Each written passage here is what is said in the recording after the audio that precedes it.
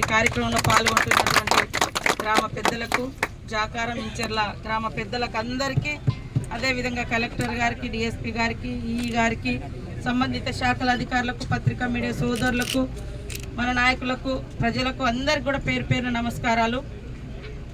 ఇప్పటి వరకు దాదాపుగా ఏ ఒక్క ఊర్లో మరి లింక్ రోడ్లు ఖాళీగా లేకుండా ప్రతి దానికి మనం శాంక్షన్స్ ఇచ్చుకున్నాం. ఇంకా కూడా కొన్ని వచ్చేది ఉంది.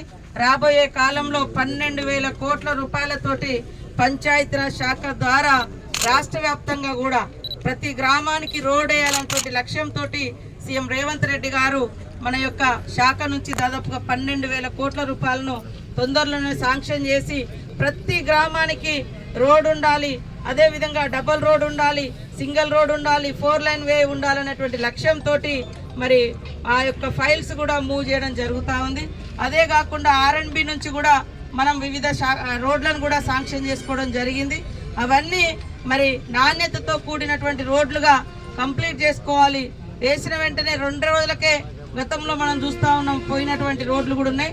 అట్లా కాకుండా పర్మనెంట్గా ఉండాలని కోరుకుంటూ, ముఖ్యంగా జాకారం గ్రామస్తులకు కూడా ఒక డౌటు, మున్సిపాలిటీ అయితే మా భూములు పోతాయి అనేటువంటి బాధ వాళ్ళకు ఉంది. మీ భూమి ఒక్క గుంట కూడా మేము తీసుకోము. మేము సపరేట్గా 400 ఎకరాల భూమిని, ఇక్కడ ఫారెస్ట్ భూమిని 400 ఎకరాల భూమిని తీసుకుంటా ఉన్నాము. మనకు అవసరం పడదు. ఎందుకంటే సపరేట్గా తీసుకొని ఆ ఏరియాలో ఏ కంపెనీ వచ్చినా, ఏ స్కూల్ వచ్చినా, ఏ కాలేజ్ వచ్చినా ఆ 400 ఎకరాల గ్రౌండ్లోనే మనం ఏర్పాటు చేయాలన్నటువంటి ఉద్దేశంతో మేము పెట్టడం జరిగింది. మిమ్మల్ని ఇబ్బంది పెట్టాలని కాదు. వాస్తవానికి అటు పోతే ములుగు, అటు పోతే రామప్ప చెరువు ఉంది, మరి ఇటు వస్తే గుట్ట ఉంది. ఇక ఉన్నదల్లా ఇక్కడ ఆ యొక్క భూమి చూసినాం.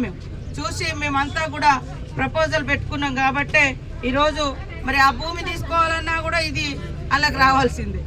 అట్లానే లాస్ట్ కూడా అవసరమైతే ఆ రోడ్డుకి అటుపక్క అయినా మేము తీసుకుంటాం, మీ ఊరిని ఇటుపక్క పెట్టైనా అని కూడా అన్నాం.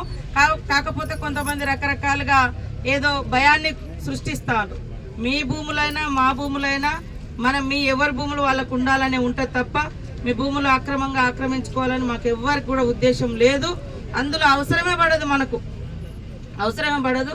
కాబట్టి మున్సిపాలిటీ అవడం మూలంగా కూడా డెవలప్ అవుతుంది, ఉద్యోగ ఉపాధి అవకాశాలు పెరుగుతాయి. రాష్ట్రంలో ప్రతి దగ్గర మున్సిపాలిటీ ఉంది, ఒక్క ములుగు తప్ప. ప్రతి ప్రాంతంలో, దట్టమైన అటవీ ప్రాంతాలలో కూడా మున్సిపాలిటీ లేదు. కానీ మన ములుగు మాత్రం కాలేదు. పోయినసారి కూడా అది ఇచ్చినటువంటి ఫైల్ కూడా పనికి రాకుండా పోయింది, పక్కకు పడేసిర్రు ప్రభుత్వాలు పైన కూడా. కాబట్టి మళ్ళీ కొత్తగా మనము ఈ ఏరియానంతా కూడా డెవలప్ చేసుకోవచ్చు అనే ఉద్దేశంతో తప్ప మీకు అన్యాయం జరగదు. ఖచ్చితంగా మీకు అండగా ఉంటాం. మన గ్రామంలో కూడా మరి 1 కోటి రూపాయలతోటి NREGS ద్వారా చెక్ డ్యామ్ కానీ, సీసీ రోడ్లు కానీ అవి కూడా శాంక్షన్ చేయడం జరిగిందని తెలియజేస్తా ఉన్నాం. తప్పకుండా ఈ ప్రాంతంలో వచ్చేటువంటి దాంట్లో లోకల్గా కూడా కొంత ఉద్యోగ ఉపాధి అవకాశాలు, మెడికల్ కాలేజ్ కానీ, ట్రైబల్ యూనివర్సిటీ కానీ, ఇంకా రేపు వచ్చేటువంటి కొన్ని సంస్థలు, పరిశ్రమలను కూడా మనం తీసుకొస్తా ఉన్నాం. ఇది ఎందుకంటే హన్మకొండ కొద్దిగా దగ్గరగా ఉంటుంది, ఎవరైనా వచ్చినా కూడా హైవే మీద ఉంటుంది. కాబట్టి 30 కిలోమీటర్లనే వాళ్ళు వచ్చిపోవడానికి కూడా ఉంటుంది హైదరాబాద్ నుంచి ఇట్లా. అందుకనే ఇప్పుడు ఇక్కడ ఒక 400 ఎకరాలు ఫారెస్ట్ వాళ్ళతో మాట్లాడుకొని, అది ఫారెస్ట్ తర్వాత మన రెవెన్యూ కూడా ఉంది అందులో, దాన్ని దృష్టిలో పెట్టుకొని ఆ భూమికే పోతాను తప్ప మీ భూములకు మనం వస్తలేము. అందరూ సహకరించాలని కోరుకుంటూ అందరికీ నమస్కారాలు.